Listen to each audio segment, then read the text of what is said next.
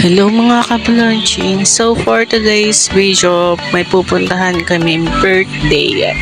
Day nga pala ngayon ni Delen, yung ninang ni Daylan. So kasabay na din dito yung birthday ni Lale. Ang ganap nga nila, magsiswimming kami dito sa Pilaway, Infanta Quezon. Papunta na nga kami sa Pilaway. Ang agap nga nila kasi alas 8 pa lang nandun na agad sila. Bago pa lang ata naglalagay ng tubig, andun na sila. Ayan, malapit na nga pala kami. Sa El Sancho Resort nga pala kami maglalangon. Ito nga pala ang ganda dito kasi nung last time na pumunta kami dito, iba pa yung mga cottage nila. Pagkababa nga namin, ayan nakita ko agad sina mother tapos naglalangoy na agad sila. Mura nga lang pala yung entrance dito kasi 50 pesos lang per head. Sinasabihan nga pala ako ni nanay na magpalista dun sa tagabantay ng resort.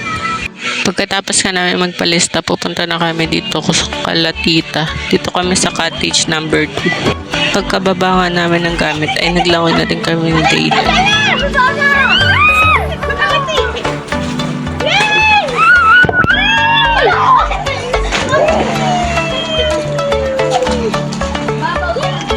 Kita nyo naman, tuwan-tuwan na naman si Daylan. Paglangoy na naman.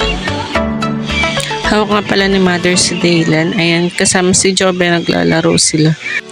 5 swimming pool nga pala dito. 2 2 feet, tsaka isang 3 feet, tsaka 5 feet, tsaka isang 7 feet.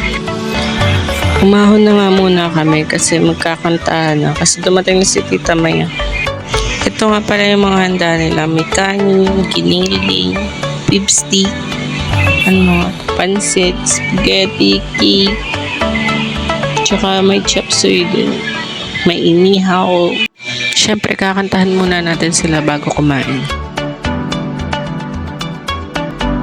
Happy birthday to you. Happy birthday to you. Happy birthday, happy birthday, happy birthday. Maligayang bakit. Happy birthday,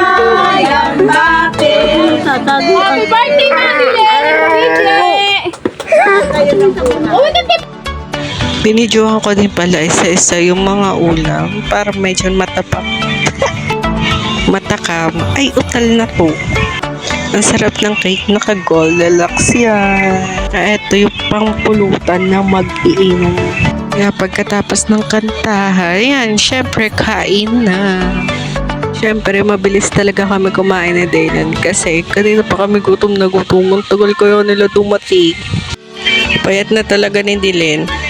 That's sa mga video namin. Sobrang laki niya. Pero bakit yun? Ako na yung lumaki. Pagkatapos namin kumain, ayan, nag-swimming na ulit si Daylan. Ang papa niya naman niya naghawak dyan. Kasama rin si Joben. Lagi niyang katabi si Joben kasi love niya si Joben. Buti na lang talaga, hindi nagtai dyan si Daylan. Pauwi na nga kami. Siyempre, alam niyo na, may Sharon tayo for today's video. Napatawa ko dyan kasi binidyoan ko pa yung Sharon ko. Pagka-uwi nga namin, ayan, tulog ang baby.